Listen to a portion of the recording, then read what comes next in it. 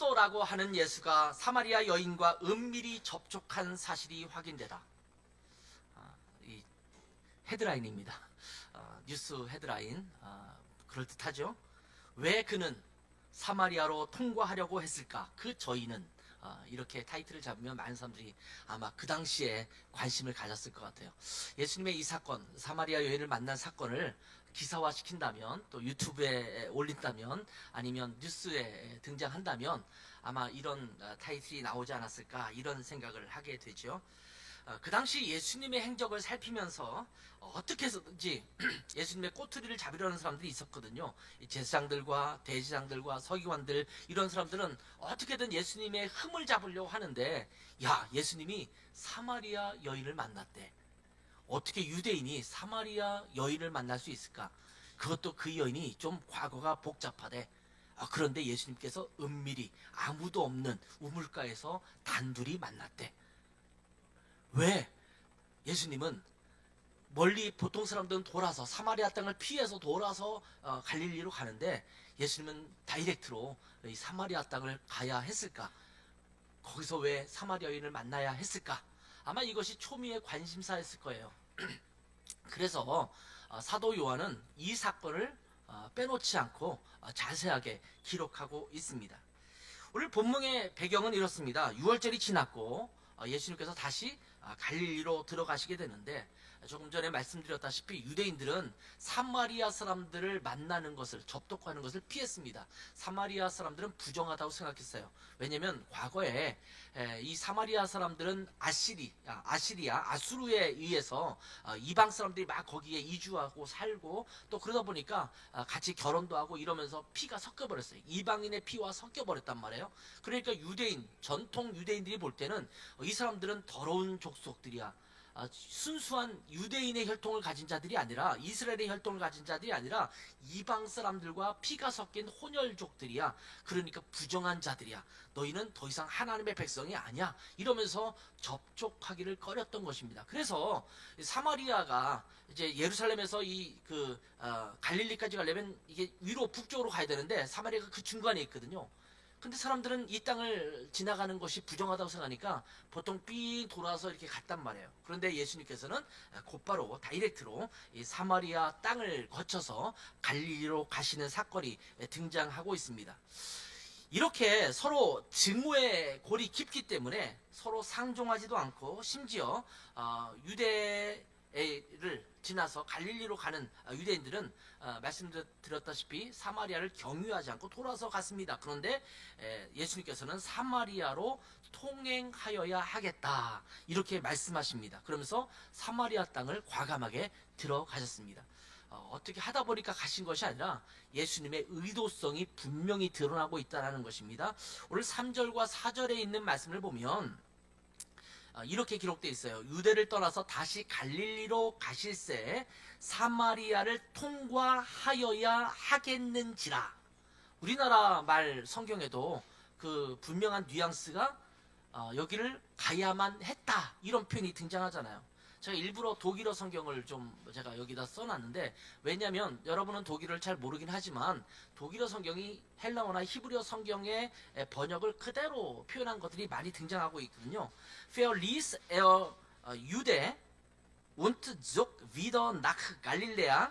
그 다음에 무스테라는 단어는 영어의 must라는 단어입니다. musste aber durch Samarian reisen. 사마리아를 반드시 통과해야만 되겠다. 그곳을 여행해야만 됐다. 이렇게 표현하고 있어요. 이것을 거의 비슷하게 또 번역한 성경이 킹 제임스 버전입니다. And he must needs go through Samaria. 사마리아를 반드시 통과해야 했다, 이렇게 번역하고 있는 거예요. 좀 제가 늘 이렇게 NASB 같은 걸 보는데 거기에는 요 기록이 조금 빈약하게 기록되어 있어요. 그런데 성경을 보면 우리나라 성경도 잘 번역해 놓은 것 같아요. 사마리아를 통과하여야 하겠는지라. 남들은 돌아서 가는 사마리아 땅을 예수님은 반드시 통과해야겠다, 이렇게 말씀하신 것입니다. 이 본문을 읽다 보면 예수님은 사마리아 여인을 만날 것에 대해서 미리 계획하고 있으심을 살펴볼 수가 있습니다. 예수님은 사마리아 여인을 만나고 싶어 하셨습니다. 예수님은 전지전능하시니까 사마리아를 지나면서 아마 어떤 한 여인을 만나서 그에게 복음을 전해야겠다라고 생각하셨을 겁니다. 만약에 그렇게 생각하지 않았다 손치더라도 사마리아를 통과하면서 어떤 영혼, 하나님께서 붙여주신 그 영혼을 만나야겠다라는 생각을 하게 된 것입니다. 여러분, 유대인들이 유대인들만 만나면, 물론 예수님 당시에 예수님의 복음을 잘 유대인들도 이해하지 못했기 때문에 그들에게도 복음이 필요했지만, 가능한 한 예수님을 믿지 않는 사람들, 또 복음을 모르는 사람들에게 찾아가서 또 전해야 될 필요성이 있다면 그들을 찾아가야 되잖아요. 제가 이제 목사이기 때문에 목사로서 예수 안 믿는 사람을 만날 기회가 그렇게 많지가 않습니다. 목사님들과 주로 만나고 성도들과 만나고 예수 믿는 사람들과 만나고 또 뭐 신학교 학생들과 만나고 전부 예수 믿는 사람들이 더 접촉하기가 쉽지 않습니까? 근데 요즘 제가 대형 면허를 딴다고 운전학원도 다니고 요즘은 지게차 또 교습을 받으러 다니고 서로도 밝히진 않죠. 서로 밝히지 않은데 거기는 강사들과 함께 또 배우는 사람들, 이런 사람들이 같이 뭐 거의 한 달을 계속 매일 만나야 되거든요. 매일 만나는데 지켜보니 이제 예수 믿는 사람도 있고 믿지 않은 사람도 있고 어렴풋이 제가 저의 정체를 또 발견한 사람도 있더라고요. 어디서 찾았는지 페이스북에 친구 신청을 같이 배우는데 이걸 어떻게 알았어요? 했더니 그냥 찾았다. 근데 알고 보니 대단한 분이시네 뭐 이러면서 저한테 말씀도 걸고 그러더라고요. 60대가 한 4명 정도 되고 나머지 그 이하 사람들도 있고 20대도 있고 막 그렇거든요. 근데 그런 사람들과 접촉하다 보니 자연스럽게 예수 그리스도가 증거될 수 있는 거예요. 안 믿는 사람들 만나잖아요. 그러니까 자연스럽게 접촉이 되고 그들에게 복음을 전할 수 있는 기회도 생기고 이런 거잖아요. 예수님은 반드시 사마리아 땅에 가서 거기에서 아직 하나님을 제대로 모르는 복음을 들어야만 되는 그 영혼들에게 복음을 증거하기를 원하셨다라는 것입니다. 주님은 만나야 할 사람들을 아시고 찾아오시는 그런 주님이십니다. 여러분의 모든 필요를 아시고 여러분의 모든 문제를 아시고 찾아오시는 분이십니다. 주님은 여러분과 맞닥뜨리기를 원한다라는 겁니다. 여러분은 그렇게 생각 안 할 수도 있어요. 나는 문제가 심각하고 내 인생이 꼬이는 것 같고 나는 정말 뭐가 이렇게 되는 일이 없지 이렇게 생각하고 있으면서 혼자 답답할 수 있지만 주님께서는 그 문제를 보시고 있으시고 여러분에게 찾아가기를 원하신다라는 거예요. 그리고 이미 예수님은 여러분에게 찾아가시고 있는 중입니다. 여러분이 마음을 열지 않고 그 주님을 보지 못했기 때문에 문제지 여러분 옆에 주님은 찾아오셔서 여러분의 문제와 맞닥뜨리기를 원한다라는 것입니다.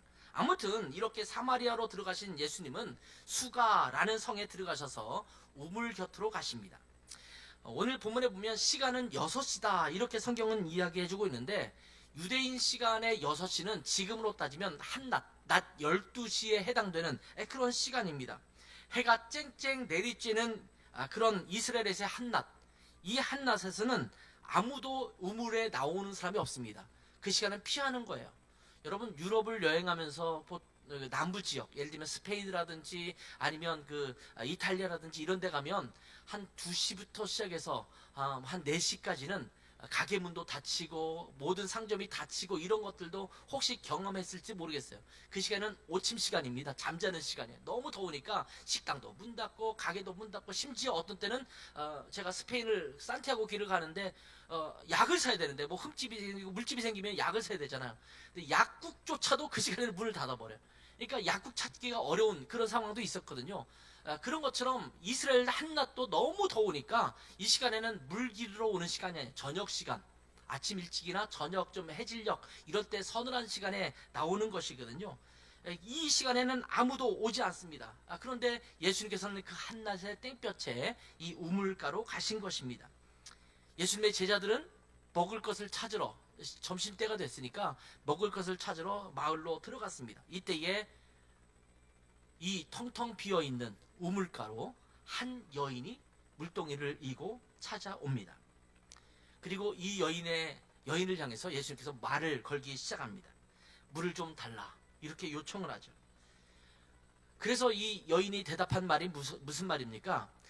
척 보아하니 당신은 유대인 같은데 유대인인 남자가 당신들이 상종하지 않는 사마리아인인 나, 더군다나 여자인 나에게 왜 물을 달라고 하십니까? 이렇게 답변합니다. 여러분 한번 상상력을 동원해 보세요. 예수님께서 물을 달라고 했을 때 이렇게 답하는 것은 무슨 의미일까요? 여자의 마음을 한번 들여다보세요. 무슨 이유 때문에 이렇게 대답을 했을까요? 어쩌면 비아냥거리면서 시비를 거는 것일 수도 있습니다. 당신 나한테 왜 말을 걸어? 당신과 나랑 무슨 상관이 있다고 나한테 말 걸지 마? 아마 이런 생각일 수도 있고, 어쩌면 거부하는 의미일 수 있어요. 나한테 말 걸지 말 뿐만 아니라 나는 너에게 물 길러줄 마음도 없어. 그러니까 더 이상 나한테 접촉하지 마. 이런 말일 수도 있을 것입니다. 이 말은 무슨 말이냐면, 이 여인은 예수님의 요구에 응하지 않겠다라는 표현을 지금 한 것입니다. 예수님을 지금 회피하고 있는 중입니다. 예수님께서 찾아오셔고 만나주시기를 원하고 접근하셨는데, 나 관심 없어요. 나 당신한테 관심 없습니다. 그러니까 더 이상 말 걸지 마세요. 당신과 더 이상 말 섞고 싶지 않습니다. 이렇게 이야기하는 거예요. 저도 요즘 많이 그러거든요. 전화가 오면, 보통 스팸 전화 많이 오잖아요. 전화가 오면 관심 없습니다. 더 이상 전화하지 마세요. 끊어버려요. 안 받으니까 계속 오더라고요. 똑같은 번호로 계속 받을 때까지 오는 것 같아요. 지겨워요. 근데 물론 그런 정보들이 뭐 카드 회사라든지 이런 데서 제가 정보 이렇게 체크를 해놨으니까 그런 것들이 오는 것 같은데, 그래서 제가 더 이상 오지 말라고 뭐라고 말하냐면, 관심 없습니다. 더 이상 전화하지 마세요. 이렇게 말을 하면 더 이상 전화를 안 하시더라고요. 이제 그런 것들이 녹음되잖아요, 보통. 그러니까 제가 거부를 표현했다는 것을 인정해서 오지 않아요. 마치 그런 것 같아요. 당신한테 관심 없습니다. 더 이상 나한테 말 걸지 마세요. 그리고 차단하는 거죠.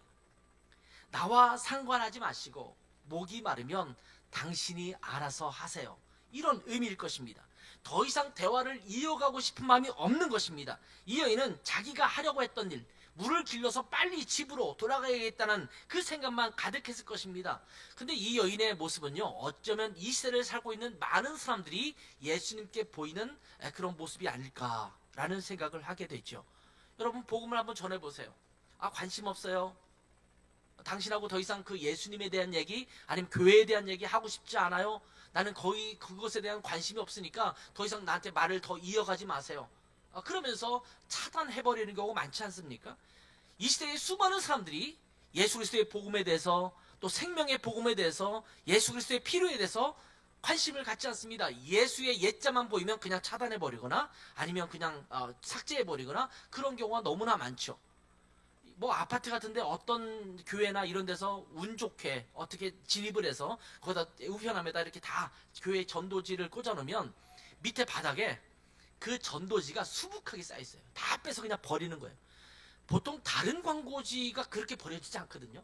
보통 광고지를 빼가서 그냥 재활용에 넣거나 뭐 이렇게 하는 경우가 많은데, 의도록 교회의 전도지 같은 것들은 그냥 밑에 밟히도록 그냥 버려두는 경우가 많거든요. 아마 굉장히 적극적인 거부예요. 아파트에도 보면 이게 광고물이 들어올 때가 있어요. 가끔씩 무슨 학원이라든지 이런 것들이 들어올 때가 있는데, 이런 거는 왜 이런 게 많이 들어오지? 라고 생각하는데, 교회에서 들어오면 신고를 해요. 관리사무실에 이 전도지가 들어왔습니다. 왜 이런 걸 보냅니까? 이러면서 차단을 하는 거예요. 다른 광고물에 비해서 더 엄격한 태도로 이 교회의 전도지를 차단하는 거예요. 왜 그럴까요? 관심 없어요. 나한테 말 걸지 마세요. 당신은 유대인 남자로서 사마리아 여자인 나에게 왜 말을 거는 겁니까? 더 이상 나한테 접촉하지 마세요. 이런 표현이 지금 이 시대를 살아가는 수많은 사람들에게 보여지고 있는 것이 아닌가라는 생각을 하게 됩니다. 그런데 예수님께서 여기서 물러나시지 않으면 사나이가 아니죠. 물러나지 않습니다. 우리가 한번 접촉해서 그들이 거부했다고 해서 그들에게 알았습니다 라고 끝내서는 안 돼요. 물론 기술적으로 또는 우리의 마음의 태도적으로 그들 가운데 정말 신중하게 지혜롭게 잘 접근한 것이 필요하죠. 무조건 무대뽀로 가서 밀어붙이면 오히려 마음이 더 다치기 때문에 그러서는 안 될 것입니다. 그러나 우리가 복음을 거절했다고 해서 포기해서는 안 되는 거예요. 여러분, 가족들에게 복음을 한번 전해보세요. 알았어. 엄마가 교회 다니는 건 괜찮아. 뭐 아빠가 교회 다니는 건 괜찮아. 그렇지만 나에게는 더 이상 강요하지 마세요. 나는 내 인생에 자유가 있고 내가 선택할 자유가 있습니다. 그러니까 더 이상 말하지 마세요. 이렇게 한두 번 얘기할 수 있잖아요. 그렇지만 그들에게 그러면 관심이 없으니까 그냥 그만둬야겠다. 이 사람은 완강하게 거부하니까 그만둬야겠다라고 생각하지 말고, 끊임없이 그들에게 다가가서 복음을 전해야 돼요. 그렇다고 해서 조금 아까 말한 것처럼 무대뽀로 접근하면 마음이 더 다치거든요. 그러니까 막 무조건 끈질기게 무슨 스토킹하듯이 가서 전하는 것이 아니라 지혜롭게 그들을 향해서 다가가는 것이 굉장히 중요하죠. 예수님께서 이 사마리아 여인에게 보였던 태도가 우리에게 모범이 되는 것을 보게 됩니다. 자, 피상적인 만남이었어요. 그냥 지나치면서 만났던 것이었어요. 근데 이 관심을 이 여인이 필요로 하는 그 무엇을 던져줌으로 그들과의 접촉을 이어가고 있는 것을 보게 되죠. 그래서 그냥 이 사람은 나랑 아무런 관심도 없는데 굳이 나한테 물을 달라고 하네 라고 하는 관심 정도에서 지금 뭐로 나가냐면 이 남자에게서 뭔가 내게 필요한 것들을 얻을 수도 있겠는데? 라는 관심을 촉발시키게 되는 거죠. 10절 한번 보세요. 같이 한번 읽겠습니다. 시작. 예수께서 대답하여 이르시되 내가 만일 하나님의 선물과 또 내게 물을 좀 달라 하는 이가 누구인 줄 알았다면 내가 그에게 구하였을 것이요 그가 생수를 내게 주었으리라. 자, 이 여인이 지금 왜 이 우물가에 왔습니까? 물을 기르러 왔어요. 근데 아무도 찾지 않는 한낱 땡볕에 지금 이 사람이 왔단 말이에요. 뭐 긴급하게 물이 다 떨어져서 올 수도 있겠지만 이미 그 모든 상황을 아시는 주님께서는 아마 간파하셨을 거예요. 이 여인이 이 시간에 물을 기르러 온 이유는 다른 사람과 만나기를 꺼려하는 사람이구나. 그러면 땡볕에 와서 물을 길기에 너무 힘들잖아요. 그런데 이 여인에게 지금 뭘 말하냐면 내가 쿠팡으로 매일 생수를 배송해 주겠다. 집에 앉아서 받을 수 있는 서비스. 뭐 이런 것처럼 내가 너에게 생수를 줬을 거야. 너가 지금 나한테 왜 나랑 무슨 상관이 있냐 이렇게 말했지만 내가 누군지를 알았다면 너는 나에게 오히려 그것을 구했을 거야.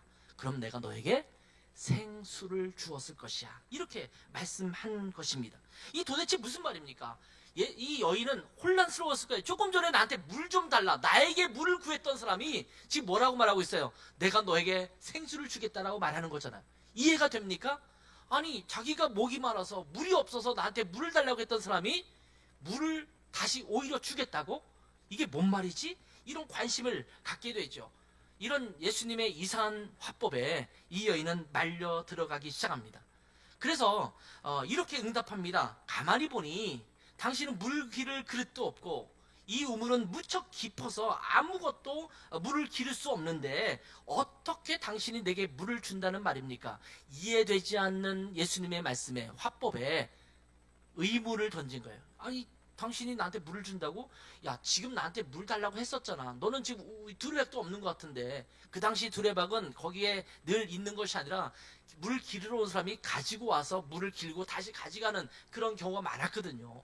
근데 당신이 어떻게 나에게 물을 준다고? 이렇게 말씀하시는 거예요. 근데 이러한 그 여인의 대답에 예수님은 한층 더 이상한 말씀을 하시기 시작하십니다. 13절 14절 볼까요? 같이 한번 읽겠습니다. 시작. 예수께서 대답하여 이르시되 이 물을 마시는 자마다 다시 목마르려니와 내가 주는 물을 마시는 자는 영원히 목마르지 아니하리니 내가 주는 물은 그 속에서 영생하도록 솟아나는 샘물이 되리라. 어디서 왔을까요? 코웨이? 뭐 이런 데서 지금 물 배송하는 것도 아니야. 이제는 너희 집에서 계속 생수를 받아 먹을 수 있도록 할 거야. 그냥 버튼만 누르면 나올 거야. 오늘날로 말하면 그런 식의 뉘앙스가 지금 비춰진 거 아닙니까? 너희 집에 우물을 파줄 거야? 아니면 너희 집에 이 펌프를 통해서 계속 물이 나올 수 있도록 해줄 거야? 뭐 오늘날로 따지면 수도가 연결돼서 수도에 물이 계속 나올 것이야? 이런 식의 표현처럼 느껴지는 그런 말씀을 지금 하고 있는 것입니다. 아니, 자기가 주는 물은 영원히 목마르지 않을 물을 주겠다라고 말씀하고 있는 것입니다. 그러자 이 여인은 그 말씀을 덥석 묻습니다. 예수님은 어떻게 보면 요즘 그 생수 판매원이 되셨으면 굉장히 잘 판매원이 되셨을지도 모르겠어요. 그래서 이 여인이 뭐라고 말하냐면 그렇다면 그런 물이라면 나에게 좀 주셔서 더 이상 이곳에 물 기르러 오지 않게 해주십시오. 이렇게 요청을 합니다. 이 여인은 이 남자와 길게 이야기하고 싶은 그런 마음이 있었던 것은 아닙니다. 그냥 거부했던 거예요. 그런데 뭔가 관심 있는 관심사를 나에게 말씀하기 시작하니까 남들의 시선을 피해서 한낱 이 정오에 물을 기르러 나와야 했던 이 여인으로서는 매우 솔깃한 이야기를 이 남자가 지금 던져주고 있는 것입니다. 그래서 그 이야기에 빠져 들어가게 된 것입니다. 혹시 이 남자가 정말 내게 그 신기한 물을 줘서 더 이상 내가 이 우물가에 물을 기르러 오지 않아도 될 수 있는 것은 아닐까? 이렇게 생각을 했던 것입니다. 오늘 본문의 내용을 보면 이 여인은 상당히 문란한 여인이었던 것으로 보여집니다. 여러 명의 남편이 있었다라는 표현이 등장하고 있고, 지금 살고 있는 이 남자도 내 남편이 아니다 이렇게 말하고 있거든요. 그 당시에는요, 결혼해서 산다면, 그리고 그렇게 같은 집에 산다면 보통 이 사실혼으로 결혼한 여자로 보거든요.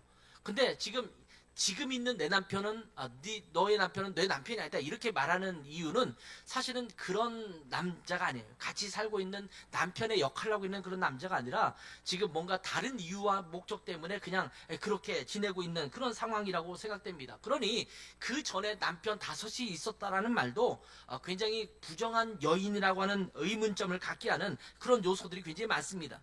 그리고 이 시간에 남들이 안 보는 그 시선을 회피해서 지금 물을 기르러 나오고 있다라는 말은 지금 다른 사람과 만나는 것이 그 시선을 피하고 싶은 거예요. 부끄러운 겁니다. 내 삶의 모습이 다른 사람에게 보여주기 싫은 것입니다.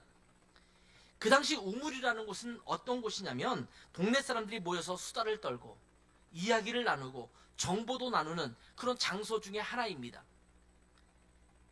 이 여인은 그러한 장소에 자신있게 나올 만한 그런 상황이 안 됐기 때문에 가능한 한 다른 사람과의 접촉을 피하면 좋겠다라는 생각을 하고 있는 것입니다. 여러분, 내가 좀 부족하고 내가 좀 어려우면 다른 사람과 만나고 싶지 않잖아요.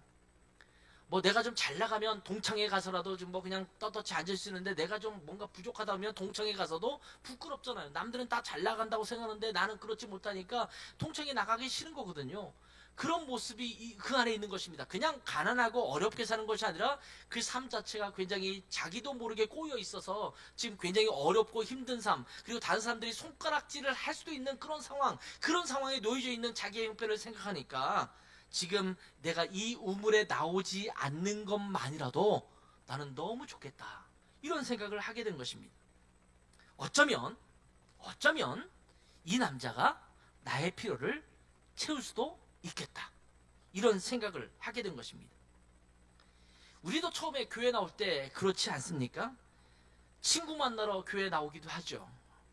또 어떤 때는 정보를 얻기 위해서 교회를 나오기도 합니다. 제가 한인교회에 있을 때는요, 많은 분들이 교회를 안 다녔던 사람들이 교회를 나오기 시작하는데, 대부분의 경우는 독일에 대한 정보를 얻는 것, 그리고 가면은 좀 도움을 받아서 뭐 집을 얻거나 아니면 통장을 만들거나 뭐 여러 가지 어떤 정보들을 얻어서 도움을 받기 위해서 오는 경우도 있고, 아니면 김치찌개라도 또 김치 한 조각이라도 교회 가면 먹을 수 있기 때문에 나오는 사람도 있죠. 처음에는 그렇게 해서 나옵니다. 어떤 경우는 이 교회 가면 멋있는 청년들도 있고 예쁜 우리 자매들도 있다. 그러니까 거기 가면 내 배우자를 만날 수도 있겠다라는 생각 때문에 오는 젊은이들도 있습니다. 교회 오면 내가 표를 더 얻을 수 있겠다라는 생각을 갖고 있는 정치인들이 큰 교회에 찾아오기도 하고요. 내가 사업을 하는 데 있어서 도움을 줄 수 있다라고 생각되는 사람들은 그런 교회를 또 찾아가기도 합니다. 자, 그렇게 처음에 오지만 또 어떤 사람은 예수님을 믿으면 뭔가 잘 될 수 있을 것 같아. 다른 종교도 그렇잖아. 내가 불교에 가서 절에 가서 뭐 108배를 드리고 거기서 뭐 지성을 드리면 나의 집에 또 우리 건강에 유익이 될 것 같으니까 내가 절을 찾아가듯이 교회도 그러한 한 종류의 종교단체로 생각하면서 찾아오는 사람도 있습니다. 제가 어렸을 때 친구들에게 전도하면 친구의 부모님들이 했던 얘기가 지금도 기억납니다. 어떻게 얘기했냐면, 그 부모님 교회를 안 다니고 절에 다니거나 그런 분인데도 뭐라고 얘기하냐면, 야, 창국에 따라 교회 가. 교회에서는 나쁜 거 가르치지 않고 좋은 거 가르치니까. 이렇게 말씀하시는 부모들이 꽤 있었거든요. 그러니까 교회 가면 뭐 좋은 거 가르치고 착하게 살라고 그러고 그러는 거니까 그냥 창국이 따라가도 돼. 창국이를 보니까 애가 모범생이고 제가 그랬거든요. 또 착하게 생기고 그랬으니까 얘 따라 교회 가면 나쁜 길로는 가지 않겠다, 이런 마음 때문에 교회를 내보낸 경우도 있거든요. 그런 막연한 믿음, 내가 교회를 다니면 또 뭐 신앙생활을 하면 내 인생의 삶이 잘 풀릴 것이라고 하는 막연한 믿음을 가지고 나오기도 합니다. 어쨌거나 내가 유익을 얻을 수 있을 것이라고 생각돼서 교회를 나오는 경우도 있습니다. 이 여인이 나에게 목마르지 않은 생수를 주신다고? 그런 막연한 생각, 내 유익과 내 어떤 그 이해를 위해서 교회를 찾아오는 것처럼 이 여인이 그렇게 찾아온 것입니다. 그러다가 그런 필요가 좀 안 채워지는 것 같다라고 생각하면 교회를 등지기도 하고 또 예수를 떠나기도 하고 그런 상황이 벌어지게 되죠. 자, 이 사마리아 여인이 그런 물이 있으면 좀 달라 이렇게 요청합니다. 그런데 예수님은 갑자기 대화의 화제를 또 주제를 바꿔버립니다. 보통 이것을 그 주제 전환이라고 말하거든요. 전환 문구라는 표현을 써요. 그러니까 일상적인 얘기에서 그것이 영적인 주제로 넘어가게 되는 것입니다. 이것이 이제 우리가 전도할 때 굉장히 중요해요. 처음부터 예수 믿으면 잘 돼 이렇게만 말하는 것이 아니라 그들의 인생의 필요와 삶의 문제를 건드려주고 그것이 영적인 주제로 전환되도록 하는 것이 중요하죠. 근데 그럴 때마다 많은 사람들이 자기의 상태를 지적받거나 자기의 문제를 바라볼 때 두 가지 태도를 보이기가 쉽습니다. 그렇게 받아들이고 또한 예스로 받아들이는 사람도 있겠지만 대부분 두 가지예요. 나 그런 모습 없어. 나 그런 문제 없어. 나 괜찮아. 너가 볼 때 어때? 내 괜찮지 않아? 나 문제 없어. 라고 생각하거나 아니면 자기가 문제가 있다 하더라도 그것을 정당화시키는 거예요. 그럴 수밖에 없었다. 나는 이런 삶을 살 수밖에 없는 그런 상황이다. 그러니까 이해해야 된다. 이 정도로 생각하기도 하죠. 그러니까 부인하거나 정당화시키는 거거든요. 자, 예수님께서 갑자기 제자의 주제를 대화의 주제를 바꾸는데 뭐라고 말하냐면 뜬금없이 너의 남편을 데려오라. 이렇게 말합니다. 정말 갑자기 훅 하고 들어오는 거죠. 이 갑작스러운 예수님의 요구에 이 여인은 이렇게 대답합니다. 남편이 없습니다. 보통 우리가 대화를 더 이상 이끌어가고 싶지 않으면 자세한 얘기 하지 않습니다. 그냥 관심 없어요. 또 어떤 얘기를 하면 구구절절 설명하기 귀찮으니까 그냥 나 남편이 없어요. 예를 들면 제가 대형 운전면을 한다든지 그리고 제가 지금 지게차를 한다든지 이렇게 하면 주변 분들이 물어요. 이렇게 나이가 좀 있는 것 같은데 그러면 서로들 관심이 있어요. 왜 이것을 배우셨습니까? 대형 버스 운전도 제가 할 때 보니까 젊은 아이들이 있어요. 20대 중반. 제가 물었어요. 너희들은 왜 이 대형 면허를 벌써 따려고 하는 거니? 관심 있잖아요. 그러면 이제 그 대화를 읽고 싶지 않은 사람들 뭐라고 말합니까? 얼버무려 대답해요. 저도 처음에 왜 지게차를 이게 배우려고 하십니까? 이렇게 묻는 분이 많았거든요. 강사도 물어요. 왜 이걸 배우러 오셨어요? 그러면 제가 혹시나 해서요. 노후 대책을 준비하려고요. 그냥 이런 정도로 그냥 막연하게 얘기해요. 왜냐하면 자세하게 얘기하면 저의 직업이라든지 뭐 여러 가지 상황들을 자꾸 얘기하는 거는 아직은 좀 그렇지 노출시키는 게 별로 필요하지 않다고 생각하니까 그냥 적당한 선에서 끝나는 거예요. 그러다가 조금 더 얘기가 깊어지면 그제서야 이제 저의 직업도 얘기할 수 있고 상황도 얘기할 수 있고 또 그런 것들이 이야기될 수 있는 것 아니겠습니까?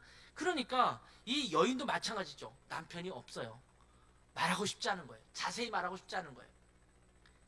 우리가 주님께서 우리에게 질문하셨을 때도 그렇게 대답할 때도 많아요. 주님, 별것 없어요. 말씀을 통해서, 설교를 통해서, 말씀 묵상을 통해서 우리에게 던져주는 질문이 있어요. 내 깊은 내면을 건드리는 질문이 우리 가운데 찾아올 수 있어요. 그런데 우리는 애써 외면합니다. 괜찮아요, 주님. 더 이상 이 문제 건드리지 마세요. 그냥 내가 알아서 한번 해볼게요. 주님께서 내 인생에 깊이 찾아 들어오는 것이 저는 오히려 번거로워요. 이렇게 생각하기가 쉽거든요. 자, 이 여인은 아마 이렇게 생각하지 않았을까요? 도대체 물을 얼마나 많이 주려고 남편까지 찾나? 너 혼자 들고 가기 힘드니까 남편을 불러오라. 뭐 그런 의미로 이야기하는가? 왜냐면 남편을 데려오라고 했으니까요. 갑자기 왜 남편을 데려오라고 하나? 라는 생각을 깊이 하기도 전에 이 여인은 그냥 없다라고 대답합니다. 어쩌면 이 여인에게 있어서 문제가 뭘까요? 이 여인의 인생에서 문제는 남편입니다. 남편이 문제예요. 예수님은 그것을 꿰뚫어 보시고 남편을 데려오라 이렇게 말씀하고 있는 것입니다. 그리고 이 여인은 이 질문에 지금 피상적으로 대답한 것입니다. 더 깊이 들어가고 싶지 않아요. 나는 남편이 없어요. 그냥 물 준다고 했으면 그냥 물만 주세요. 이렇게 생각했을 거예요. 지나가는 한 유대인 남자에게 굳이 깊은 대화를 할 필요가 없다고 느꼈을 것입니다.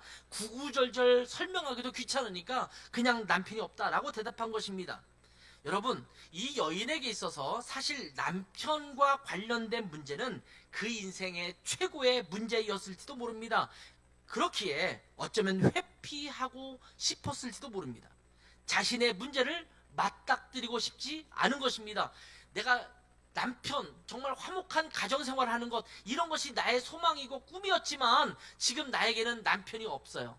지금까지 있었던 사람도 남편이 아니에요. 그러니까 내 인생에는 이 문제, 안정적인 가정을 꾸리는 것이 나에게는 갈급하고 심각한 문제였던 거예요. 그걸 찾기 위해서 계속 남편을 바꿔봤지만 그게 안 되는 거예요. 이것이 그에게 문제입니다. 그 문제를 끄집어내면 정말 복잡해지고 해결은 안 될 것이고 그냥 묻어두고 가고 싶은 그런 문제일지도 모릅니다. 자신의 인생의 해결책이 안 되는 문제라고 여겨진 것입니다. 여러분에게도 그런 문제가 혹시 있지 않습니까? 이거는 내 인생 지금 뭐 50평생, 60평생, 70평생 살았어도 이거는 해결되지 않는 거예요. 고질적인 나의 삶의 문제. 그렇기 때문에 이거는 그냥 포기하는 거예요. 해결되지 않을 문제이기 때문에 깊이 심각한 문제임에도 불구하고 드러내고 싶지 않은 거예요. 이것이 우리 인생 가운데 한두 개씩 있거든요. 나쁜 습관의 문제일 수도 있겠고, 내가 언제든지 그 발작 버튼이라고 그러죠. 어떤 코드를 딱 누르면 막 발작하는 게 있어요. 막 그냥 대화를 할 때 괜찮다가 어떤 한 부분이 딱 건드려지면 나도 모르게 확 화를 내면서 그 사람에게 퍼붓기도 하고 또한 싸움이 일어나기도 하고 그런 부분이 있어요. 저희가 그냥 농담처럼 발작 버튼이라고 말하거든요. 뭔가 하나 건드려지면 걷잡을 수 없이 분노가 일어나고 화가 나는 거예요. 근데 그것은 감춰둬요. 드러내지 않습니다. 해결하고 싶지 않은 거예요. 요즘 텔레비전을 보면 저는 이제 그런 프로그램을 즐겨보지는 않아요. 근데 뭐 이혼 숙녀 캠프? 뭐 이런 거라든지 아니면 그 오은영 박사가 나와서 하는 프로그램이라든지 요즘은 이호선 씨인가요? 뭐 그분 신실한 크리스천이더라고요. 이제 그분이 나와서 하는 프로그램도 있고 그런데 가끔씩 이렇게 보면 뭐 남편에게 아내에게 또는 그 삶의 문제 또 자녀의 문제 이것을 건드릴 때 어떤 한 부분을 건드릴 때 도무지 해결되지 않는 그 미궁으로 빠지는 그런 문제들이 있거든요.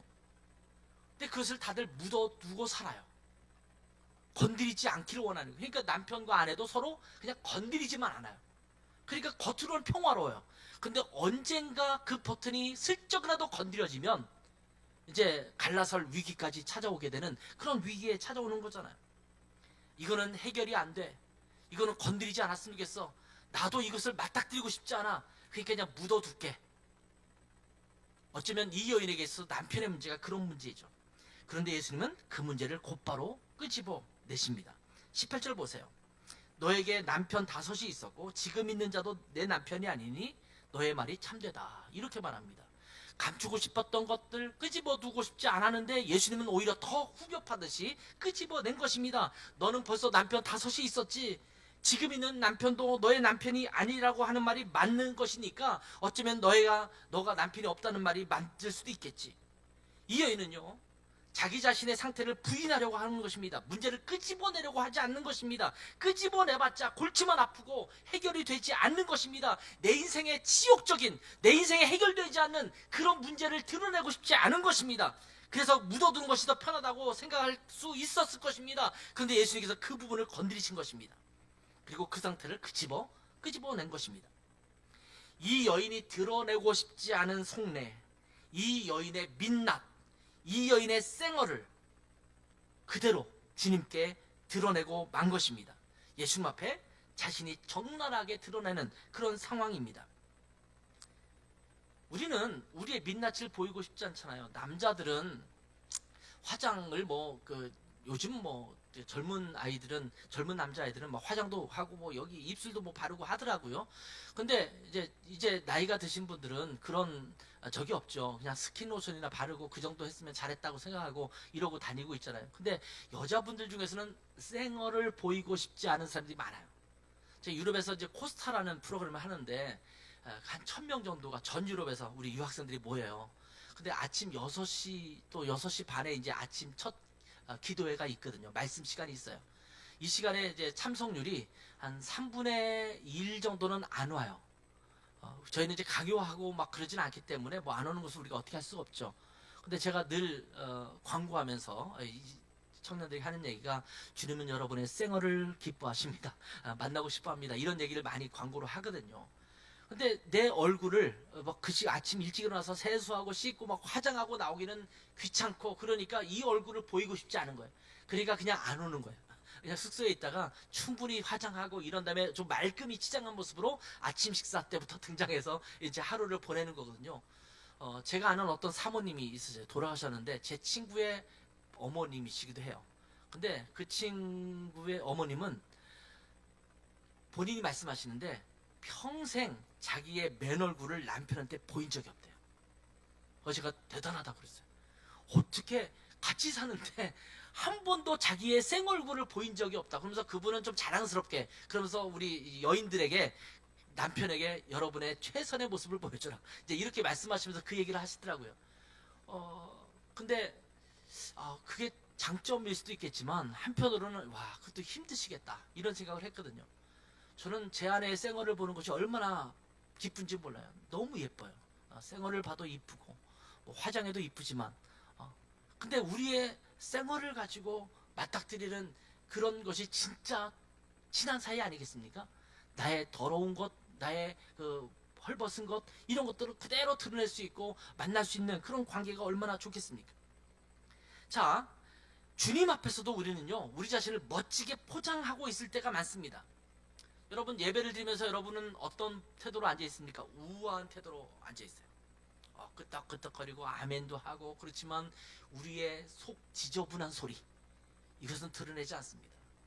하나님 앞에 때로는 울부짖어야 되는데 그냥 참고 그냥 적당히 우아하게 있다가 가요. 좋은 정도에서만 해요. 마음이 기뻐도 가만히 있어요. 막 박수치고 찬양해야 될 것 같은데 가만히 그냥 예수님 찬양 예수님 찬양 정말 마음의 기쁨을 막 표현하고 막 이러지 않잖아요. 젊은 애들은 모이면요 막 팍팍 뛰거든요. 날라다녀요. 그냥 막 뛰어다니면서 찬양하고 그렇게 기쁨을 표현하는데 우리는 우아하게 딱 이렇게 있단 말이죠. 기도할 때도 뭐 큰 소리로 기도하라 그러면 왜 나한테 그렇게 큰 소리를 시켜? 좀 나는 적당히 우아하게 다른 사람이 볼 때 저 사람의 그 이상한 모습을 보이지 않도록 그냥 그렇게 기도하는 그런 모습을 가질 때도 많잖아요. 기도하는 시간에도 내 내면의 문제를 드러내놓지 않고 적당한 수순에서만 기도하는 경우 너무나 많지 않습니까? 어떤 때는 아예 주님께 그런 문제를 가지고 나오지도 않습니다. 문제가 있는데 기도하지 않습니다. 문제가 있는데 하나님 앞에 가져오지 않습니다. 이런 핑계 저런 핑계를 대면서 하나님 앞에 자신의 문제를 드러내놓지 않는 거예요. 하나님, 너 이거 심각한 문제예요. 나도 나를 어떻게 할 수가 없어요. 근데 이 문제 주님 앞에 가져 나옵니다. 주님 좀 해결해 주세요. 가지고 나야 되는데 가져 나오지 않는 거예요. 제가 뭐 감명 깊게 읽었던 책 중에 하나가 엉어인가요? 그분이 쓴 책이 있어요. 엉어라는 분이 쓴 책이 내 마음의 집이라는 게 있어요. 그리스도 내 마음의 집이라는 책이에요. 조그만 소책자예요. 그 책에는 예수님께서 어떤 한 사람 마음에 들어갔어요. 거듭났어요. 그리고 그것을 그 집의 모습으로 이렇게 풍자해놨어요. 거실이 있어요. 주님과 교제하는 거실. 거실에는 텔레비전도 있고 취미생활도 할 수 있잖아요. 그리고 자기 방이 있고 침실이 있고 그때마다 주님께서 함께 그곳에 가셔서 그 안에 있는 문제, 침실의 문제, 거실의 문제, 취미생활의 문제, 주방에서 먹는 문제 이런 것에 주님께서 관여하세요. 그래서 하나씩 하나씩 바꿔가는 거예요. 그래서 내 마음의 집이 바뀌어져 가는 거예요. 예수님이 내 안에 들어오시니까 내 삶의 모습이 군데군데 다 건드려지면서 새롭게 바뀌어요. 그런데 예수님께서 그런 말씀을 하세요. 어디선가 냄새가 나. 이 집 어딘가 한 구석에 냄새가 나는데 그게 어디지? 그랬더니 이 사람이 감춰요. 주님, 거기는 저도 잘 안 들어가려고 해요. 제가 봐도 지저분해요. 그러니까 그 문은 열지 마세요. 그러니까 꽁꽁 닫아놓은 문 하나가 있는데 거기서 스멀스멀 냄새가 나는 거예요. 예수님께서 아니야, 내가 열 거야. 하고 그 안에 들어가는데 온갖 지저분한 쓰레기부터 시작해서 그렇게 묵은 것들 여기에 막 묵혀있는 것들이 거기에 있는 거예요. 그리고 예수님께서 그 문을 여시고 그 안에 들어가셔서 그 문제를 해결하세요. 그리고 비로소 그 내면의 집이 완전히 깨끗하게 바뀌는 그런 내용이 이제 그 책에 쓴 그리스도 내 마음의 집이라는 책이에요. 여러분, 우리 내면에 그런 방들이 하나 있거든요. 이거는 나도 들여다보기 싫고, 나도 수치스럽고, 주님께서 좀 안 보면 좋겠고, 주변 사람들에게 드러내는 건 더더욱 싫고, 이러면서 주님 앞에 꽁꽁 감춰놓고 있는 문제가 있어요. 이 여인은 그것이 남편의 문제인 거예요. 그래서 이것을 드러내고 싶지 않아요. 이 여인의 문제는 물의 문제가 아닙니다. 남편의 문제입니다. 내가 물을 얻기를 원하고 물을 기르러 오지 않는 것, 이것이 겉으로 드러나는 문제지만, 이 문제는 실제로 그의 삶에 실제의 사상관에 있어서 문제가 있다 보니까 지금 물의 문제로 밖으로 드러나게 된 것이거든요. 여러분이 어떤 문제가 있을 때 그 문제의 내면을 들어가 보면 다른 문제가 있을 수 있어요. 어떤 한 찬양 인도자가 있었어요. 찬양 인도자는 교회 오면 열심히 찬양 인도하고 잘 인도하고 막 은혜로워요. 근데 집안에서는 자꾸 이렇게 아내에게 좀 폭력을 행하기도 하고 화를 막 내기도 하고 자녀들에게도 막 그래요. 근데 이 문제가 왜 이런 문제가 벌어졌나 이렇게 깊이 묵상하는 가운데 하나님께서 그 안에 찾아오셔서 하나의 건드리는 문제가 있었어요. 그게 뭐냐면 포르노 문제였어요. 이제 미국에 있는 어떤 목사님이 쓴 책에서 나오는 거예요. 포르노 문제. 이 사람은 교회 가서 예배드리고 잘 들어오지만 이 포르노를 끊지 못해요. 그러니까 맨날 음란 사이트 들어가서 보고 막 그런 것들을 보는 거예요. 남몰래 혼자만의 생각이. 그렇게 지내다 보니까 겉으로는 그냥 아무런 문제 없이 보여지는 거죠. 사람들은 그걸 알 수도 없어요. 근데 주님께서 그걸 건드리신 거예요. 이 문제 때문에 너의 분노와 또 화와 이런 그 폭력의 문제가 거기서 기인했다라는 것을 말씀 묵상하면서 접해요. 그래서 이 문제를 그가 스스로 해결해 나가자 나머지는 질서를 잡게 되는 거예요. 지금 분노, 화라는 것이 있을 때 그 내면에 그 문제를 일으키는 어떤 요소들이 있단 말이에요. 근데 그 문제를 끄집어내고 싶지 않아요. 드러내고 싶지 않아요. 그냥 감추는 거예요. 묻어두는 거예요. 그러다 보니까 인생의 문제가 해결되지 않을 때가 많습니다. 우리는 우리의 상태를 제대로 볼 수 있어야 합니다. 주님 앞에서 자신의 진짜 문제를 볼 수 있어야 합니다. 여러분, 물질의 문제가 있습니까? 가정 불화의 문제가 있기도 하고, 어떤 사람은 취업의 문제가 있기도 하고, 어떤 사람은 배우자의 문제, 또는 남자친구, 여자친구의 문제, 직장 동료나 또는 상사와의 문제, 다른 사람과의 관계에서 늘 생겨지는 문제, 이런 문제가 있을 수 있지 않습니까? 이것이 겉으로 드러난 문제입니다. 겉으로 드러난 그 문제만 들여다보지 마시고 자신의 내면 깊숙한 곳에 있는 진짜 문제를 볼 수 있어야 합니다. 우리 내면에 웅크리고 있는 죄의 문제, 이것을 볼 수 있어야 합니다. 우리는 자꾸 물의 문제에서 그치려고 합니다. 그런데 남편의 문제로까지 들어가야 합니다. 가정의 문제, 취업의 문제, 부부 갈등의 문제, 부모 자녀의 문제, 사람들과의 관계의 문제, 물질의 문제, 미래에 대한 문제, 학업에 대한 문제, 이런 것들은 겉으로 드러날 것일 뿐입니다. 사실은 주님 앞에 나와서 그 내면의 깊은 문제를 깊이 들여다볼 수 있어야 합니다. 지치셨습니까? 피곤하십니까? 또 힘드십니까? 고단합니까? 어떤 문제로 인하여 심각한 고민이 깊어지고 있습니까? 이럴 때 어떤 사람은요, 예수 안 믿는 사람도 그렇지만 어떤 경우는 예수 믿는 사람도 술로 풀어가려고 합니다. 지치고 힘들고 짜증나니까 술을 먹어서 그것을 해소시키려고 하는 거예요.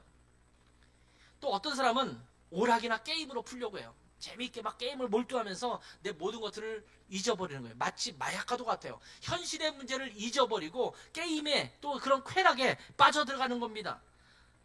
쾌락적인 탐닉으로 빠져들어가는 사람도 있습니다. 좀 건전하다고 보이는 것은 어떤 거냐면 일이나 공부하는 것에 열중하는 것. 그러니까 워커홀릭. 그러니까 일 중독도 어떤 의미에서는 내가 드러나고 있는 내 마음의 깊은 문제를 그 부분에서 풀어가는 거예요. 이걸 드러내지 않고 감추고 이쪽으로 풀어가려고 하는 것이거든요. 그러나 여러분, 우리도 아시다시피 그런 것으로는 풀리지 않습니다. 우리 내면의 어그러진 모습을 보아야 합니다. 엉망진창인 내 내면을 들여다볼 수 있어야 합니다. 무질서한 모습으로, 카오스의 모습으로 악취가 나고 너저분해서 도저히 볼 수 없이 헝클어져 있는 내 내면의 상태를 들여다볼 수 있어야 합니다. 그런데 우리는 그 내면을 들여다보는 것을 회피하는 거예요. 맞닥뜨리기 싫어하는 거예요. 적당히 겉에 있는 문제들로 포장하고 그것이 문제의 전부인 양 정당화시키고 있습니다. 여러분, 그러면 절대 해결될 수 없습니다. 의사가 뇌병을 진단했을 때 그 내면의 깊은 것을 진단해야지 그것을 도려낼 수 있는데, 그냥 겉으로 보이는 것만 적당하게 보면 그 질병은 해결할 수 없는 거예요. 얼마 전에 어떤 장로님과 제가 통화를 했습니다. 그 딸이 전화를 했어요. 그 딸이 이제 벌써 권사님이 됐는데, 이제 자기가 기도 부탁하려고 전화를 했더라고. 그 아버지가 장로님이죠. 지금 이제 80대예요. 근데 장로님이 자꾸 머리가 어지럽고, 근데 뭐 자꾸 뭔가 여기서 귀에 삐 소리가 들리는 것 같기도 하고, 뭐 이런 생각이 들어서 갔는데 병원에서 찾을 수가 없는 거예요. 이비인후과도 가고 뭐 이렇게 갔는데 그냥 문제가 없다고 생각했대요. 근데 아무래도 안 되겠다 싶어서 병원에 가서 정밀 진단을 하고 CT를 찍어 보니까 이 머리 안에 깊숙한 곳에 13mm인가요? 굉장히 커요. 이 13mm는요 엄청 큰 겁니다. 1cm가 넘는 거잖아요. 그 혈관이 부어 있는 거예요. 그러니까 그분 의사 표현으로는 시한폭탄을 지금 안에 안고 있다. 근데 지금 안 터지고 이대로 있는 것은 대단히 지금 하나님의 은혜죠. 그래서 지난주에는 이제 제가 물어봤더니 이제 서울대 병원에 와서 찍고 이제 다음 주 정도나 이렇게 뭐 시술을 하든지 이렇게 뭐 집어넣어서 이렇게 하는 걸 한다든지 그렇게 한다고 하더라고요. 만약에 제대로 된 진단을 하지 않았으면 나도 모르는 사이에 어느 순간 탁 터지면 그냥 순간적으로 가시는 거예요. 내 내면에 문제가 있는데 덮으려가고 그걸 알지 못하고 그냥 겉으로 나타나는 뭐 이명 같은 것 아니면 어지러움이 있는 것, 이것만 가지고 판단해서는 그 내면의 문제를 못 보는 거거든요. 그러니까 내면의 문제를 깊이 들여다볼 수 있어야 돼요. 내 삶의 문제에서 뭔가 화가 나는 것, 짜증이 나는 것, 뭔가 잘 안 풀리는 것, 아니면 내가 물질적으로 힘들어지는 것, 질병의 문제가 있는 것, 여러 문제들이 내 안에 노출되는 것이 있잖아요. 부부 문제가 있고 자녀들과의 문제가 있고, 이런 문제들은 겉으로 드러난 문제일 뿐입니다. 그 내면 깊숙이 주님 앞에서 자기 자신을 들여다볼 수 있어야 돼요. 주님의 CT를, 주님의 MRI를 찍어서 내 안에 깊은 문제를 발견할 수 있어야 합니다. 주님은 우리의 민낯을 보기를 원하십니다. 그 민낯으로 하나님 앞에 나오기를 원하십니다. 아담과 하와가 벌거벗은 모습으로 자기 자신이 부끄러워서 숨어 있을 때 주님께서 찾아오시지 않습니까? 너의 벗은 몸을 내가 보기를 원한다. 너가 왜 수치스러운지를 알기를 원한다. 주님께서 그렇게 찾아오신 것 아니겠습니까? 그런 모습으로 하나님 앞에 벌거벗은 모습으로 나아가야 될 줄 믿습니다. 자기 자신을 제대로 들여다봐야 합니다. 영적인 부패, 엉망진창으로 얽혀있는 영적인 상태, 그런 상태를 그대로 두고 자꾸 밖의 것만 신경 쓰려고 하니까 질서가 안 잡힐 수밖에 없어요. 내 삶은 어그러지고 있는 거예요. 자, 이렇게 영적인 파산 상태를 말씀하시는 예수님을 보면서 이 사마리아 여인은 깜짝 놀라죠. 내 모습을 이렇게 직접적으로 건드리시다니. 그러면서 뭐라고 말합니까? 당신은 선지자군요. 이렇게 묻는 거예요. 자기 자신의 영적인 상태를 직면하게 하신 그분, 이분을 맞닥뜨리면서 영적인 영역이 깨어나기 시작합니다. 주님께서 영적으로 접근하시고 그 영적인 문제를 회복하기를 원하신 것입니다. 이 여인의 영적인 영역이 깨어났기 때문에 이 여인에게는 매우 희망적인 결과를 발견할 수 있게 된 것입니다. 이것도 정말 주님의 은혜입니다. 우리는 이러한 기도를 드려야 합니다. 따라서 합시다. 하나님, 우리가 하나님을 배울 때 우리의 영적인 영역이 깨어나게 하옵소서. 예배를 드리고 좋다, 오늘 은혜롭다, 오늘 찬양 너무 좋았다 하고 오케이 좋다, 너무 좋다 하고 가지 마시고, 최면 상태로 가지 마시고, 주님을 맞닥뜨릴 때 하나님, 우리의 영적인 상태가 깨어나게 없어서, 우리의 벌거벗은 모습이 주님 앞에 드러나게 없어서, 우리 내면의 삶에 있어서 심각한 문제들을 주님 앞에 노출시키고 주님께서 그 문제를 건드려 주기를 원합니다. 이런 상태가 되어야 합니다. 아무리 주님께서 말씀하셔도 듣지 않으면 소용이 없습니다. 예배에 나와서 앉아 있으면 뭘 하겠습니까? 우리의 영적인 영역이 잠들어 있으면 예배는 지루하고 피곤할 뿐입니다. 영적으로 깨어 있으면 설교가 꿀맛입니다. 예배가 감동의 연속입니다. 기도가 기쁨입니다. 그런데 영적으로 힘들어 있으면, 잠들어 있으면 설교는 지루하고 예배는 따분하고 기도는 피곤한 것이 됩니다. 하나님, 우리의 영적인 DNA가 깨어나게 없어서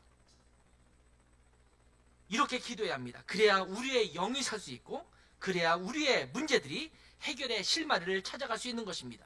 자, 이 사마리아 여인은 예수님을 선지자라고 말하면서 갑자기 예배에 대한 질문을 합니다. 20절을 보세요. 우리는 이 산에서 예배했는데 당신 유대인들은 예배할 곳이 예루살렘에 있다고 말하는데 어디가 진짜입니까?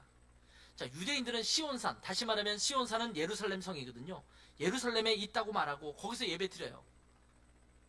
근데 사마리아 사람들은 예루살렘에 가는 것이 이게 거부됐잖아요. 그러니까 그들이 그리심산이라는 데서 예배를 드렸어요. 그러면서 서로 대척 관계가 있는 거예요. 니네 예배당이 진짜냐, 우리 예배당이 진짜냐, 이거 가지고 싸우는 거예요. 그러면서 이 여인은 그것이 궁금하니까 영적인 상태에서 예배의 문제로 들어간 거거든요. 영적인 영역이 끼어나니까 이 여인에게 생각되는 내용이 뭐냐면 하나님을 향한 예배로 관심이 모아지는 거예요. 여러분, 영적인 영역이 끼어나면 주님을 갈급해 합니다. 영적인 영역이 끼어나면 하나님한테 드리는 예배가 살아나기 시작합니다. 자, 그러자 예수님은 이 예배의 장소에 대해서 얘기하면서 장소의 문제가 아니다. 그러면서 21절에서 24절 보면, 자, 예루살렘에서도 말고 너희가 이 산에서도 말고 아버지께 예배할 때가 온다. 근데 알지 못하는 자에게 예배하는 것이 아니라 아는 자에게 예배해야 된다. 그 누구냐면 아버지예요. 그리고 예배하는 장소가 문제가 아니라 너가 영과 진리로 제대로 예배하느냐가 중요하다. 이렇게 말씀하세요. 자, 22절에 보면 너희는 알지 못하는 것을 예배하고 우리는 아는 것을 예배한다. 이렇게 말했잖아요. 누가 예배하는 자일까요? 여러분도 여기 지금 예배하는 자로 앉아 있잖아요. 참으로 예배하는 자는 어떤 자이냐면 하나님을 제대로 만난 자. 이것이 참으로 예배하는 자가 돼요. 좋은 자동차를 한번 타본 사람들은 그 좋은 자동차에 대한 선호도가 생기잖아요. 좋은 옷을 입어본 사람들은 좋은 옷은 이래서 좋은 옷이구나, 이걸 아는 거거든요. 뭐 예를 들면 똑같은 음식을 먹어도 좋은 그 음식 부분을 먹어본 사람들은 그것을 찾게 돼요. 뭐 예를 들면 얼마 전에 포항에 있는 어떤 목사님이 과메기를 보내주셨어요. 과메기를 먹는데 과메기를 먹으면, 과메기를 잘 모르는 사람들은 이거나 저거나 그냥 먹었다고 생각해요. 근데 정말 맛있는 과메기를 먹어본 사람들은 와, 이건 그 맛이네, 이거는 아니네, 이렇게 생각할 수 있거든요. 정말 하나님을 깊이 경험하고 하나님을 깊이 알아가는 사람들은 하나님 앞에 예배하게 돼요. 이게 진짜 예배지, 이렇게 될 수 있는 거거든요. 여러분, 아는 것을 예배하느냐 알지 못하는 것을 예배하느냐, 이것은 예배에 있어서 굉장히 중요한 문제입니다. 하나님을 제대로 알지 못하는 자가 어떻게 예배를 제대로 할 수 있겠어요? 하나님을 만난 감격과 경험이 있는 자들은 하나님을 배울 때 그냥 앉을 수 없거든요. 하나님 앞에 어텐션이 되는 거예요. 깨어나고 하나님 앞에 예배하게 되는 거예요. 결국 이 여인은 메시아이신 예수님을 만납니다. 25절 26절을 볼까요? 여자가 이르되 메시아 곧 그리스도라 하는 이가 오실 줄을 내가 아노니 그가 오시면 모든 것을 우리에게 알려주시리이다. 정말 놀라운 것은 이 여인이 메시아에 대한, 그리스도에 대한 소망이 있었다라는 거예요. 그 삶이 어그러져 있어도 그리스도라는 관심, 그 소망이 있었던 것을 알게 되죠. 예수님께서 뭐라고 말씀하십니까? 내가 말하는 내가 바로 그다. 내가 곧 메시아다. 이렇게 말씀하세요. 여러분, 메시아 곧 그리스도가 오시면 이런 문제들이 다 해결될 것이라고 고백합니다. 모든 영적으로 얽혀있는 근본적인 문제는 그리스도가 오시면 해결될 것을 고백하는 것입니다. 그리고 그 고백에 예수님께서 말씀하시는 거예요. 내가 바로 그 사람이야. 내가 너의 인생의 문제, 삶의 문제, 영적인 문제를 해결할 수 있는 그리스도다 라고 말씀하시는 거예요. 자, 결국 이 여인은 자기 자신의 민낯을 드러내고 주님 앞에 서서 그리스도이신 예수님을 만나게 된 것입니다. 그리고 나서 그 뒤에 문제는 저희가 읽지 않았지만 이 여인이 바뀐 태도가 보이죠? 부끄러워서, 남에게 보이기 싫어서, 사람들과 접촉하기 싫어서 아무도 없는 대낮 한낮에 우물가로 왔던 이 여인이 그냥 마을로 뛰어들어가요. 그리고 사람들에게 외치기 시작해요. 내 인생에 그리스도를 만났다. 내 인생에 그 누추하고 어그러진 모든 삶을 내게 말했던 그 그리스도를 만났다. 이렇게 외쳐지기 시작합니다. 남들의 시선을 피해서 숨어 지내듯 살고 있었던 이 여인이 동네방네 다니면서 그리스도를 전하는 것입니다. 그 모든 내면의 문제가 그리스도로 말미암아 해결되었음을 보여주는 그런 대목입니다. 우리 주님은 여러분을 그렇게 만나고 싶어 하세요. 피상적으로만 예배로 나오지 마시고, 피상적으로만 예수를 만나지 마시고, 더 솔직하게 민낯으로 내 내면의 깊은 문제를 자꾸 끄집어내서 하나님 앞에 내어놓고 주님 앞에 나오시는 여러분 되시기 바랍니다. 자신의 더 근본적인 문제를 깊이 살펴보고 들여다봤으면 좋겠어요. 주님을 깊이 만나면 여러분 삶 가운데 해결되지 않는 그 깊은 내면의 문제를 대면하게 될 줄 믿습니다. 많은 사람들이 그 내면의 깊은 문제를 대면하기를 꺼려합니다. 그래서 어떤 사람은 아예 설교도 듣기 싫어요. 왜냐하면 설교 들으면 자꾸 그걸 지적하니까. 나는 불편해요. 그러니까 안 듣기를 원하는 거예요. 성경이 안 읽으려고 해요. 성경 읽으면 내 삶을 바꿔야 되는데 성경에서 말하는 것이 너무 나한테는 가혹한 것 같아요. 난 그렇게 살고 싶지 않아. 나는 이 지금 삶이 좋아. 그러니까 성경 읽기 싫어요. 왜? 성경이 자꾸 내 내면에 해결돼야 될 문제를 건드리거든요. 그저 기도, 겉도는 이야기만으로 만족하려고 합니다. 근데 여러분, 주님은 여러분의 깊은 내면을 터치하기를 원하십니다. 그 내면의 깊은 문제가 터치될 때 결국 여러분의 삶이, 또한 여러분 삶 가운데 수많은 깊은 문제들이 하나씩 실마리를 풀어가게 될 줄 믿습니다. 주님 앞에 민낯으로 나가서 여러분 내면의 깊은 문제가 주님에 의해서 건드려지고 그 문제가 치유되고 해결되는 축복이 여러분 삶 가운데 있기를 주님의 이름으로 축원합니다. 기도하겠습니다. 하나님 아버지, 제 자신도 들여다보기 싫고 맞닥뜨리기 싫은 그런 우리 삶의 문제가 우리 내면의 깊은 곳에 숨어 있음을 고백합니다. 하나님, 그 문제를 주님 앞에 끄집어내어 나가게 도와주시고 십자가 앞에 그 모든 것들을 끄집어내어서 주님께서 그 문제를 해결해 주시기를 간절히 소망하는 마음으로 민낯으로 우리의 벌거벗은 그 모습으로 주님 앞에 나아오는 저희들 되게 도와주시고, 그래서 우리의 삶의 깊은 문제를 건드리시고 회복시키시는 주님의 은혜를 맛보는 우리 모든 성도들 될 수 있도록 은혜 베풀어 주시옵소서. 하나님, 감추기보다는 주님 앞에 드러내놓고 주님께서 해결하시는 그 은혜를 맛볼 수 있도록 은혜 베풀어 주시옵소서. 감사하며 예수님의 이름으로 기도했습니다. 아멘.